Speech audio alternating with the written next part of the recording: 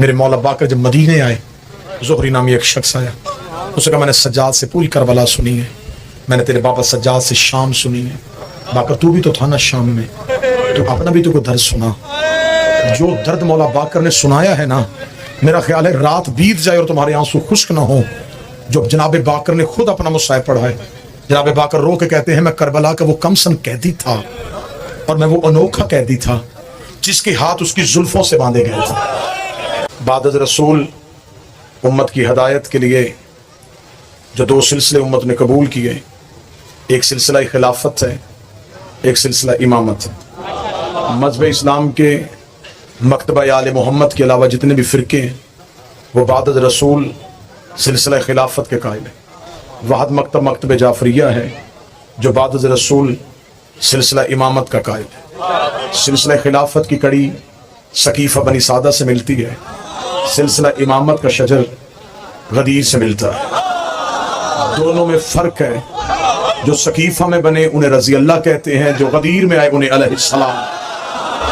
और हुसैन इज़्ज़त अता फरमाए। आकाज़ादी ने हाथों को हमेशा के लिए सलामत रखा। बिस्मिल्लाह जी। जो सिलसिला सकीफ़ा से शुरू हुआ उसे रज़ी अल्लाह कहते हैं, जो गदीर वाला सिलसिला है उसे अलैहिस्सलाम कहते हैं। सहाबा की इज्जत है, अहले बैत की अताअत है। मालिक हुसैन इज्जत अता फरमाए। तफसीलात का वक्त ही नहीं है, अब सिर्फ आपने नुक्ते कबूल करने। सहाबी जन्नत में जा सकता है लेके नहीं जा सकता। सहाबी कौसर पी सकता है, पिला नहीं सकता।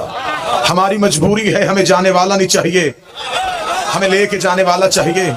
आज पंजाब असम्बली हो या आज मौलवियों की कमेटियां हो, बहस इसी बात पे हो रही है, रज़ी अल्लाह कहना चाहिए या अलैहिस्सलाम कहना चाहिए। अगर तुम नौकरों को आका बनाओगे और आकाओं को नौकरों के मुकाबले पे लेके आओगे, फिर इस मुल्क के हालात खराब हो जाएंगे। इस मुल्क में मजहबी फिरकावारियत के न हम कायल थे, न हम कायल हैं, न कभी हम इस मुल्क की सरहदों में ये फिरकावारियत देखना चाहते हैं। लेकिन अगर तुम जिसका जहां जहां हक बनता है उसे वही वही रहने दो। आले मोहम्मद की बराबरी सहाबा से हो ही नहीं सकती। सहाबी अर्श में भी बैठ जाए, मोहम्मद का नौकर ही रहेगा। हुसैन मट्टी में भी बैठा हो, मोहम्मद का बेटा ही रहेगा। हुसैन खाक में भी बैठा हो, हुसैन फिर भी नबी का बेटा ही रहेगा। लेकिन अगर ये रज़ी अल्लाह और अलैहिस्सलाम की बहस करनी है तो फिर मेरे मुल्क में जहां तहफ़्फ़ुज़ से बुनियाद इस्लाम बिल पास हो रहा है, वहां फिर एक शिक और डालनी पड़ेगी। तुम्हारे अपने मुल्क में जबरील को रज़ी अल्लाह कहना पड़ेगा, मिकाईल को रज़ी अल्लाह कहना पड़ेगा, इसराफील को रज़ी अल्लाह कहना पड़ेगा। अगर तू जबरील को अलैहिस्सलाम कहेगा, फिर मैं मौलवी का गिरेबान पकड़ के पूछूंगा कि जिसे अलैहिस्सलाम कह रहा है, ये ज़हरा के दरवाजे पे कभी दर्जी बन के, कभी फकीर बन के, कभी यतीम बन के, कभी असीर बन के, फिर तुझे डूब के मर जाना चाहिए।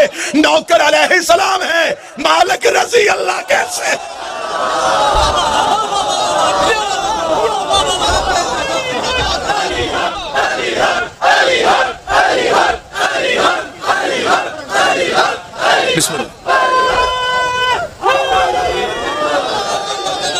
हम शिया कौम मोहसन का श्लोक नहीं।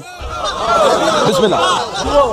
मेरा सलाम है प्राइम मिनिस्टर ऑफ पाकिस्तान के इस बयानिए में, जिसमें उन्होंने कहा कि अहले बैत से मोहब्बत करते हैं हम।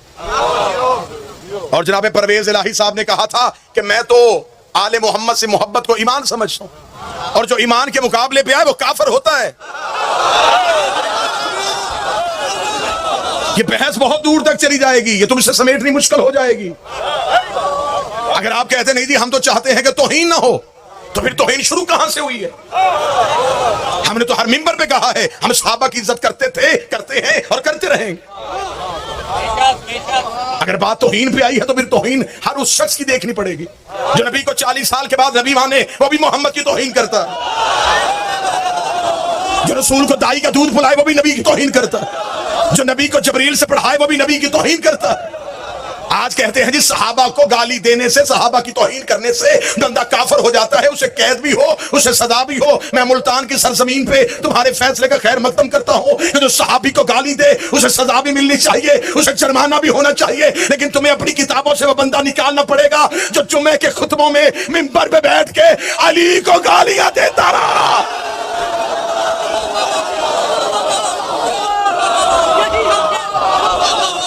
हम पे एतराज नहीं।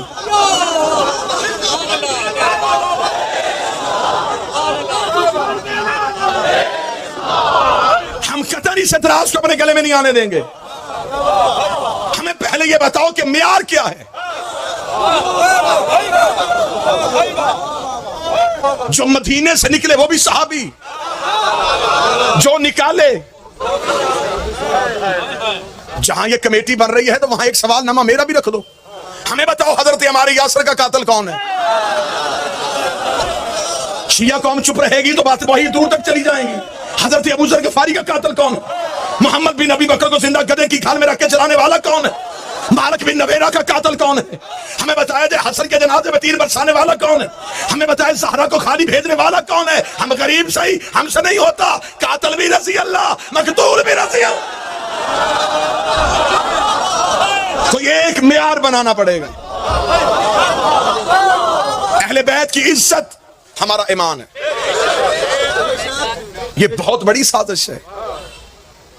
ये आले मोहम्मद को पहले मरहले में रजी अल्लाह साबित करने की कोशिश करें, फिर दूसरे मरहले में जाके कहेंगे कि रजी अल्लाह से तो गलती हो सकती है।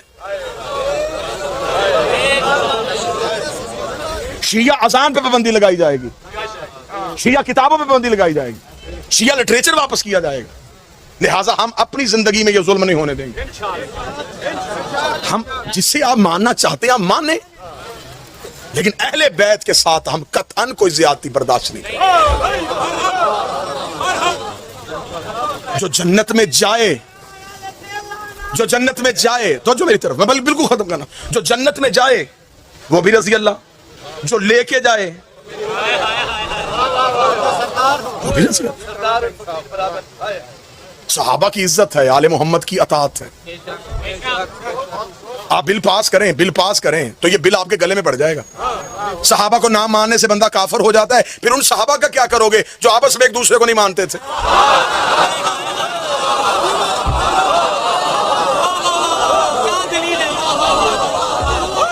भाई जंगे जमल में कौन थे? सफीन कौन थे? ये मुसलमानों के ग्रुप आपस में लड़ रहे थे ना। पहले इनका फैसला करो। लिहाजा जिस तरीके से इस मुल्क में मराइल चल रहे हैं वैसे चलने। आप सहाबा के नाम पे मस्जिदें बनाएं, आप सहाबा के नाम पे रोड के नाम रखें, आप मदरसों के नाम रखें, हमें कोई तुमसे लड़ाई नहीं। लेकिन कभी भी आले मोहम्मद की बराबरी सहाबा से हो ही नहीं सकती। आप सहाबा से मोहब्बत करते, पहले सहाबा से तो पूछ लें कि वो खुद अहले बैत से बराबरी करते थे। इसे कहते हैं शाह से ज्यादा शाह के वफादार बनना। भाई आप पहले सहाबा के आप सिपाही बन रहे हैं, पहले उनसे तो पूछ लें। अगर तो सहाबा ने जिंदगी में अहले बैत की बराबरी की है फिर आप करवाएं। लेकिन अगर आप कहें की है तो फिर किताबों से वाकयात कहां निकालोगे? जब एक बहुत बड़े बंदे के बेटे को मेरे मौला ने कहा तू मेरे नौकर का बेटा है,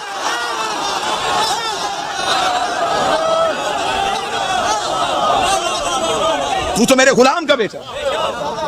उसने घर जाके कहा था बाबा तख्त हमारे पास, हुकूमत हमारे पास, ये कच्ची हवेलियों में रहने वाले सैयद हमें नौकरों के बेटे कह रहे हैं। बाप ने कहा यकीन है, कहने वाला हसन ही था। ये वाकया किसी शिया किताब में नहीं लिखा। आपको गलत फहमी ना पड़े कि शायद ये शिया किताब में कोई वाकया नहीं है। ये अहले सुन्नत भाइयों के यहाँ है। उन्होंने कहा कि मेरे मौला हसन से ने कह दिया था, उन्होंने कहा कि इससे क्या लिख के दे दे। और आगे तो मौलवियों ने मजीद वाकये में दिलचस्पी पैदा की है कि बेटे ने कहा बाबा लिखवाऊं क्यों? उन्होंने कहा मैं मर जाऊं तो मेरे कफन में रखना। उसने कहा इसके कफन में रखने से क्या होगा? उसने कहा मेरी बख्शिश हो जाएगी। बेटे ने कहा फिर इतनी कीमती चीज मैं तेरे कफन में क्यों रखूं? जब बख्शिश होनी है तो फिर मैं अपने कफन में रख ले।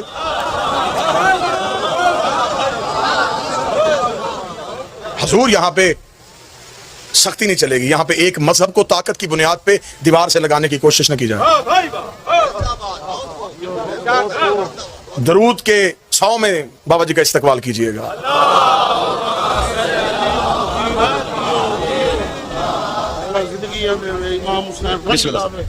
बाबा जी इजाजत सरकार। अल्लाहुम्मा सल्ली अला मुहम्मद। दुनियाई आजादारी का एक बहुत बड़ा अहम सतून सिर्फ जाकर नहीं, एक अदारा, एक अहद, एक बाब, एक जाकरी की यूनिवर्सिटी जनाब पीर सैयद ज़रगाम बादशाह साहब तशरीफ ले आए। उनकी शमूलियत मेरी करारदाद की नुमाइंदगी भी होगी और इनकी दुआ भी होगी। मैं बार बार ये लफ्ज रिपीट कर रहा हूं, लंगा हाउस में हम इस मुल्क में फिरकावारियत नहीं चाहते, क्योंकि हम इस मुल्क में किराएदार नहीं, हम बानी हैं।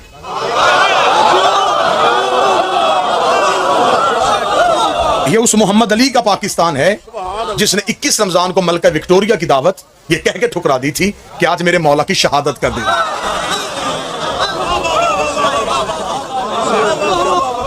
ये उस मोहम्मद अली का मुल्क है। आज भी लाहौर के म्यूजियम में जाके देखो, जहां उसके जनाजे की तस्वीर है, उसके जनाजे के आगे 2 अलम है, ऊपर पंजे का निशान है। वो मोहम्मद अली जना, उसका मजहब शिया था, उसका निकाह शिया कीदे पे पढ़ा गया, उसका जनाजा शिया कीदे पे पढ़ा गया। वो जिसने सबसे पहले दौलत पाकिस्तान के खजाने में जमा करवाई थी, वो राजा साहब महमूदाबाद, उनका मजहब शिया था, वो हुसैनी था। इस मुल्क में दौलत भी हमारी लगी है, मेहनत भी हमारी लगी है। लिहाजा हम ये नहीं चाहेंगे कि यहां चंद बदमाश उठे। दुरूद सारे रात मिल के बुलंद आवाज से बड़ा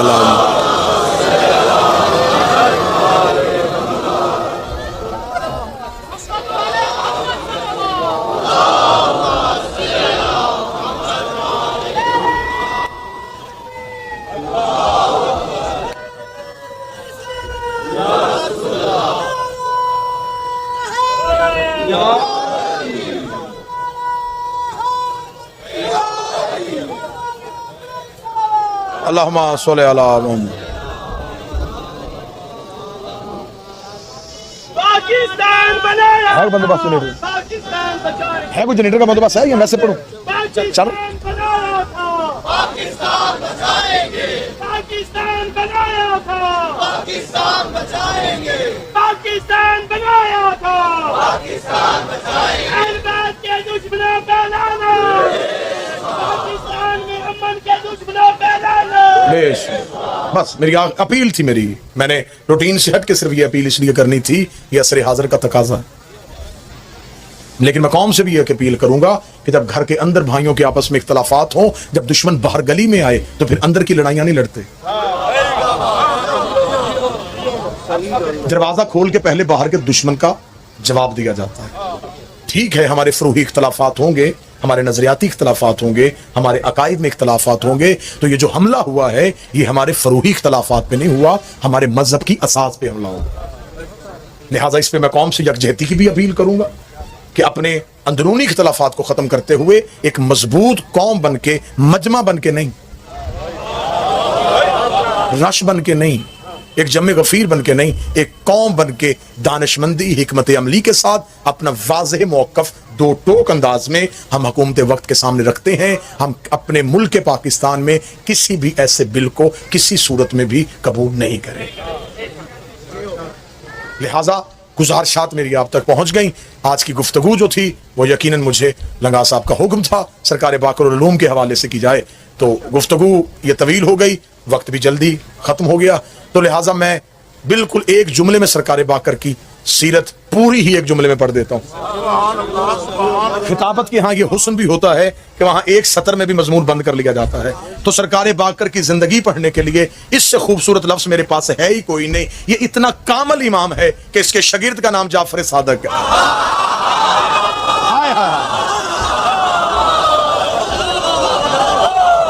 कितना बड़ा इमाम होगा ये, कितना अजीम इमाम होगा, कितना अजीम इमाम कि जिसके सामने बैठने वाला बेटा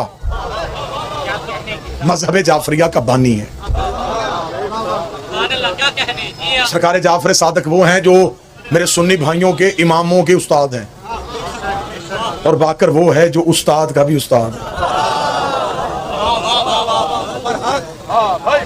इस शहनशाह का लक़ब ही इतना खूबसूरत है, बाकरुल उलूम। बाकर कहते हैं चीर देने वाला, जो उलूम के सीने को चीर दे, जिसके चेहरे पे अली वाला हुस्न था, जिसके चेहरे पे हसन वाली करीमी थी, जिसके पास हुसैन वाला तकवा था, जिसके पास सज्जाद का ज़ुहद था, जिसने इंतहाई मुश्किल तरीन दौर में उस दौर के मलाउन बादशाह की हुकूमत में मजहब अहले बैत की तरवीज की। मुसाहिब तफसील के साथ बाबा जी इरशाद फरमाएंगे, तलावत भी फरमाएंगे। ये वो मेरा इमाम है जिसे कम सनी में कैद नसीब, शहादत बाबा जी पढ़ेंगे, मैं बिल्कुल इस मजमून को नहीं छेड़ना चाहता, सिर्फ एक नोहे की सतर मुझे बड़ी याद आ रही है। मेरे मौला बाकर जब मदीने आए, ज़ोहरी नामी एक शख्स आया, उसने कहा मैंने सज्जाद से पूरी करबला सुनी है, मैंने तेरे बाबा सज्जाद से शाम सुनी है। बाकर तू भी तो था ना शाम में, तो अपना भी तो कोई दर्द सुना। जो दर्द मौला बाकर ने सुनाया है ना, मेरा ख्याल है रात बीत जाए और तुम्हारे आंसू खुश्क ना हो, जो जनाब बाकर ने खुद अपना मुसाहिब पढ़ा है। जनाब बाकर रो के कहते हैं मैं करबला का वो कमसन कैदी था और मैं वो अनोखा कैदी था जिसके हाथ उसकी जुल्फों से बांधे गए थे। जिसने मातम किया है मौला बाकर तेरा मातम कबूल। मैं वो अनोखा कैदी था जिसे कैद करने के लिए इनके पास रस्सियां न बची, इन्होंने मेरे हाथ मेरी जुल्फों से बांधे। ये सारे सफर में बाप के साथ कैद रहा। मुहर्रम बिल्कुल करीब आ गया, याम अज़ा करीब आ गए। मलाओं ने तख्त पर बैठ के कहा, इसने सिपाही से कहा जा हुसैन के बेटे को दरबार में बुला के। बुलाया, चौथे को था, पांचवां साथ उठा। जिसने हाय कहा है बीबी तेरी हाय कबूल करे, जिसकी जुबान से बेसाख्ता हाय निकला है ना मोहम्मद की बेटी तेरी हाय। बुलाया, चौथे को था, पांचवां भी उठा। मजबूरी को सैयदों की इतनी बड़ी थी, चौथे ने कमर सीधी की, पांचवें का तलवे जमीन से उठा। जो अभी भी नहीं समझा रस्सी एक थी, कैदी दो थे। एक रस्सी में दो इमाम कैद थे। मलाउन के दरबार में मेरे मौला सज्जाद आए। ये कमीना देखा था, सज्जाद मैं तेरी कैदें आजाद करना चाहता हूं। कैदों का आजाद करने का नाम माना था। मौला सज्जाद का अगला जुमला, शाम की दीवारें कांप गई। सज्जाद रो के कहते मुझे बता मैं जाऊं कहां। रिहाई हमेशा उससे अच्छी लगती है जिसको दरवाजे पे कोई लेने आया हो। सज्जाद रो कहते मैं कहां जाऊं, कहने लगा मदीना। सज्जाद रो कहते कौन सा मदीना, जहां अकबर होता था, जहां मेरा चचा अब्बास रहता था, जहां मेरा बाबा हुसैन। वो कमीना तूने मेरा मदीने में छोड़ा क्या है, तूने मेरी मां की हवेली बर्बाद कर दी। ये मलाउन देखा था जहां भी जा शाम छोड़। गलियों में मातम करने वाला जुमला पढ़ने लगा। मौला सज्जाद रो के कहते हैं तूने मेरे बाबे से बैयत मांगी, हमने नहीं की। जब हमने तेरी बैयत की नहीं, तू मेरी कैद आजाद क्यों कर रहा है? जब हमने तेरी बात तस्लीम ही नहीं की, तू हमें आजाद क्यों कर? ये वो दर्द है शायद मिंबर की जुबान से पहली बार निकले। मौला ने फरमाया क्यों कैद आजाद कर रहा है? ये कमीना देख कहता मुझे तेरी बहन के रोने की आवाज खत्म कर गई। वो जिसे चंद दिन पहले दफना के आया था ना, उसके रोने की आवाज अब भी मेरे महल में आ रही है। मैं आधी आधी रात को उठ के रोता हूँ, कभी वहां बैठी रो रही है, कभी वहां बैठी रो। उसके रोने की आवाज मुझे सोने नहीं देती। मुझे ऐसे लगता है कि मेरे ऊपर अजाब आ जाएगा, छत गिर जाएगी, आसमान फट जाएगा, जमीन मुझे निगल लेगी। जितनी जल्दी हो सके शाम छोड़। मौला सज्जाद ने कहा फिर फैसला मैंने नहीं करना। कहने का कौन करेगा? सज्जाद रो कहते वो जो जिंदान में बैठी है। मौला देख कहता तू बेटा नहीं हुसैन का। सज्जाद कहते मैं बेटा होके वारस नहीं, वो बहन होके वारस। वो शरीकतुल हुसैन है। दरबार से वापस आए, जिंदान में सज्जाद पहुंचे। रेत के मुसल्ले पे बैठी थी अली की नमाजी बेटी। माँ के कदमों पे हाथ रखा था, अम्मा यजीद कैद आजाद कर रहा है। सईदे से सर उठा के कहती इससे पूछ शाम की औरतें थक गई हैं। जिसने हाय कहा है बीबी तेरा हाय कबूल करे, इससे पूछ शाम में पत्थर खत्म हो गए। अम्मा वो कहता है कि सकीना के रोने की आवाजें उसे सुकून ही लेने दे। बीबी रो कहती ना सज्जाद, मैं हुसैन की बहन हूं, अली की बेटी।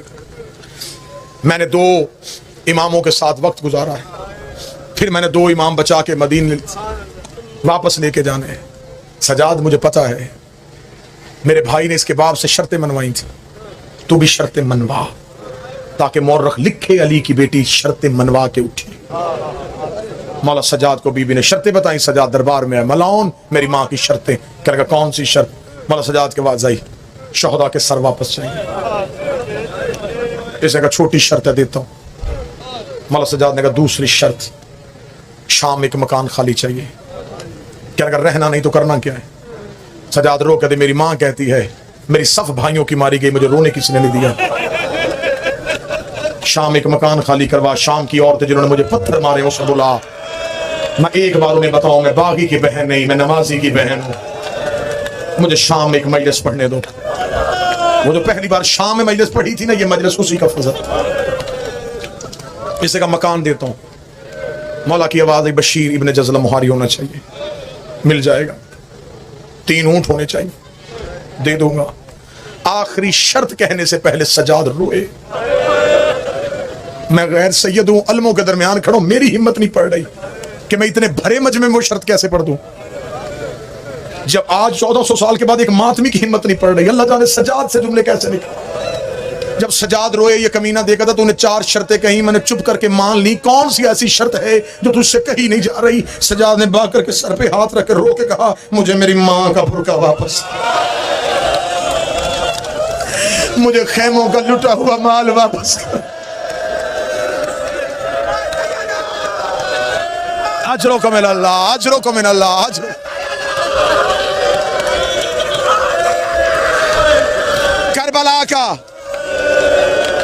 करबला का लुटा हुआ माल वापस। इस कमीने ने जो जवाब दिया है, उस जवाब से भी करबला तक हुसैन की कब्र हिल गई। ये कमीना कह का मार कर 36 मुल्कों की फौज ने लूटा था ज़ैनब का खेमा। जिसके हाथ जो आया वो लेके चलो। ज्यादा दर्द पढ़ूंगा या मेरा जिगर फट जाए या मजमे में कोई मर जाए। 3 ऊंट लेके सज्जाद जिंदान के दरवाजे पे आए। अम्मा चल वापस चले। 3 ऊंट दरवाजे पे आए। अली की बेटियां ऊंटों के करीब, मेरी आलिया सजाद के करीब आकर, सजाद हम कहां जा रहे? आखिरी 1 मिनट। सजाद रोक दे, अम्मा मदीना। बीबी रोक दी, ना सजाद मैंने मदीने नहीं जाना। अम्मा फिर कहां जाए? ये बहनों के हिस्से का जुमला। बीबी रोक दी, सजाद को बेटा परदेश में छोड़ के नहीं जाता, मैं बेटी परदेश में छोड़। सजाद अगर हो सके मुझे एक बार सकीना की कब्र पे ले जा। सजाद मैं एक बार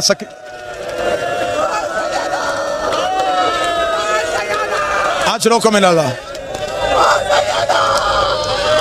हो सके एक बार मुझे कब्र सकीना पे लेके जा। बनता था कि मैं छोड़ देता यहीं पे मुसाहिब, लेकिन जो जुमला मैं दिल में लेके आया था ना, ये तुम्हें देना है, वो जुमला मैं जुबान पे लाऊं, तुम्हारे कानों तक पहुंचे। मैं मुझे सकीना की कब्र पे लेके जा। 3 ऊंट लेकर सजाद कब्रस्तान मुसाफिर पे आया। सामने नजर पड़ी बहन की कब्र पे। सजाद ने ऊंटों की रस्सी छोड़ी, सीधा बहन की कब्र पे गिर गया। रोकता, भाई बन के नहीं, इमाम बन के शुक्रिया अदा करने आया हूं। सकीना पीने का पानी मिलता था, खुद नहीं पीती, मेरी कड़ियों पे डाल देती थी। सकीना रोज मेरे पांव चूम के पूछा करती थी, परिंदे घरों को जाते हैं कभी हम भी मदीने जाएंगे। और सकीना देख मेरी रस्सियां खुल गई, देख मेरी कड़ियां खुल गई। सकीना मैं मदीने जाने लगा हूँ, आ सकीना मैं तुझे मदीने ले जाऊं। बीबी ज़ैनब की आवाज है, कलसूम उठा ले, कहीं बहन की कब्र पे भाई मर न जाए। बीबी कलसूम ने सजाद को उठाया, रुकैया ने कलसूम को उठाया। सबसे आखिर में आई अलमा वाले की जोजा फजल की माँ। रो के दी, अली की बेटियों, तुम्हें गाजी का वास्ता, एक बार पर्दा करो, मुझे सकीना से बात करनी है। अली की बेटियों ने पर्दा किया। शाम की धरती पे ज़लज़ला आया। ज़ैनब ने मुड़ के देखा, अब्बास की बीवी ने बुरके के नीचे से अब्बास का कटा हुआ सर निकाला, सकीना की कब्र पे रखा, हाथ बांध के खड़ी हो गई। रोक के दी, बीबी नौकर माफ